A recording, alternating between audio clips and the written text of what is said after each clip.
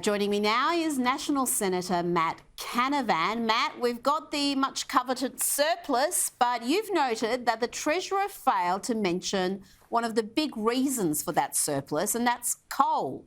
In fact, he did not mention coal other than the red tape he is imposing on the industry. How important has coal been to allowing Jim Chalmers to go on a mad spendathon?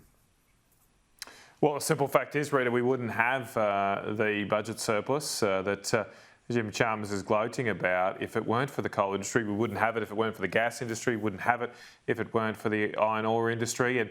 And yet the Labor Party seems to show no thanks to the men and women who work hard in those industries. As you say, they barely mention them. And it wasn't, I mean, I suppose on the positive side, Jim Chalmers and Labor weren't just singling out the coal industry. There was also no mention of mining in Jim Chalmers' budget speech last night. No mention of agriculture, the key drivers of our economy.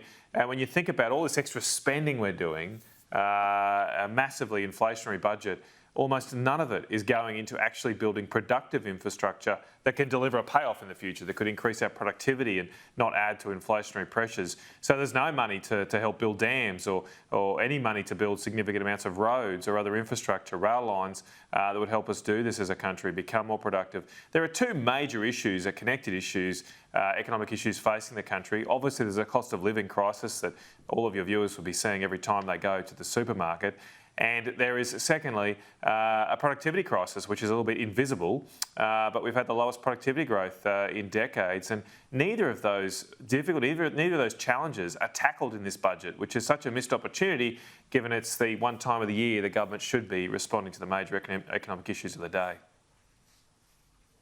Now, there will be plenty of investment, if you want to call it that, in renewables. Twiggy Forrest seems to be a big winner out of this budget, with massive new investment in green hydrogen energy. Twiggy Forrest was on Sky News earlier today. Everyone knows, I've been called everything under the sun for the last 3 or 4 years.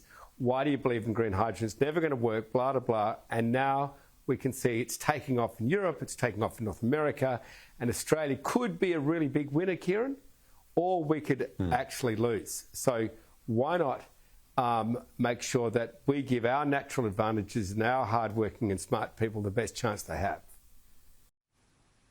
Matt, what do you make of this new investment and Twiggy's possible windfall? Not sure what planet Twiggy lives on, but hydrogen is not growing as an energy source around the world. There's a lot of hype about it. The hype about hydrogen is growing enormously. If only we could power our energy grid on wishful thinking, we wouldn't have another blackout to worry about.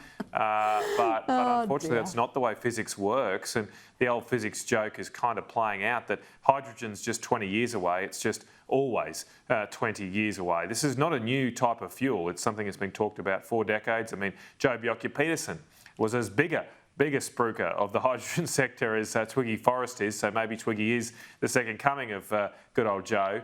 But it didn't work out for Joe, and it may not work out for Twiggy. What I can't understand here, Rita, is we're constantly told now that we can't have nuclear energy in Australia because it's too expensive. Well, hang on.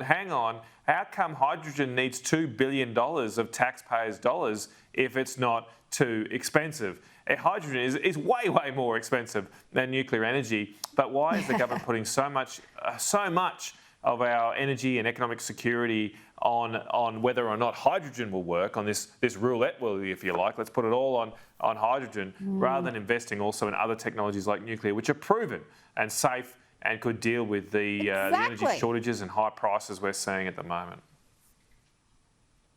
Well, this is the thing. I mean, nuclear, you know what you're going to get. You're going to get a result for your investment. So it may be expensive initially, but we know it works. We can see it working across a number of advanced nations. Whilst how many billions over the last decade or two have we put into these renewables that have given us nothing? And this one being a prime example.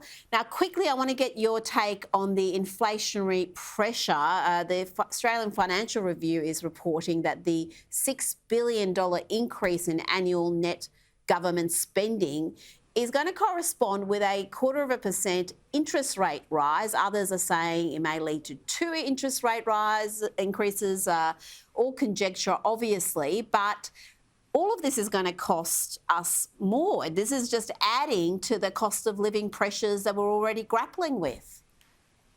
Well, it's a very simple rule, Rita. The more the government spends of your money here in Canberra, the more money you're going to have to spend in the shops back at home.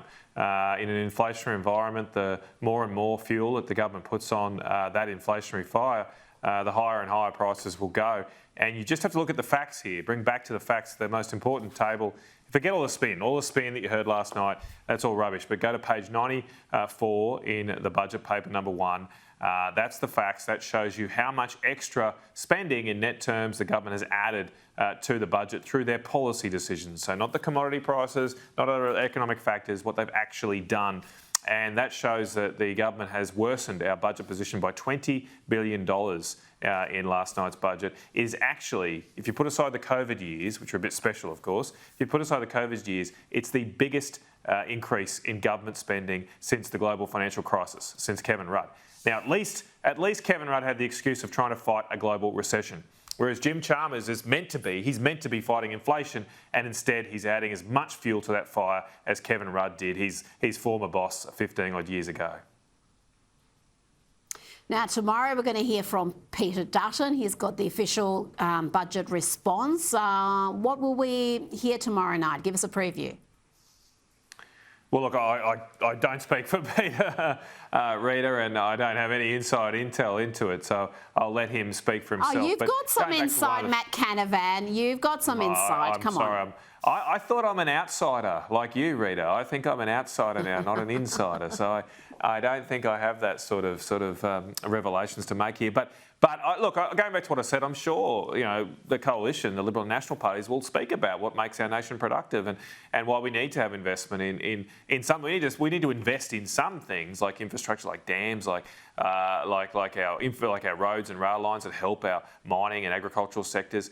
They're really important. I mean, one smaller thing out of the budget last night is the government's doing a now 90-day review of our $120 billion infrastructure package, and I'm just worried this is just a smokescreen to cut the ceiling of untold amounts of roads that we have committed to in rural and regional Australia. These are the roads that connect up our farms and it would make our economy much more productive. But as I say, the Labor Party seems to only want to help and support those Australians who don't work, who rely on welfare, and good luck to those people. But if you do have a job, if you are working hard, if you are paying taxes, don't expect anything from the Australian Labor Party. Not even a thanks for your hard work. No, there was no thank yous there at all. You're right there. Matt Canavan, thank you for joining me tonight.